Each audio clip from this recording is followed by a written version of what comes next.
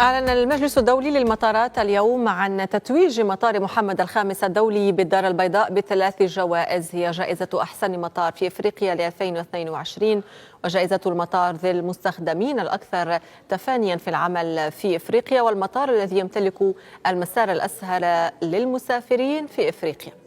أوضح المكتب الوطني للمطارات أن هذا التتويج يستند إلى نتائج استطلاع رضا المسافرين والذي يكافئ جودة الخدمات المقدمة بالمطارات بمختلف جهات العالم.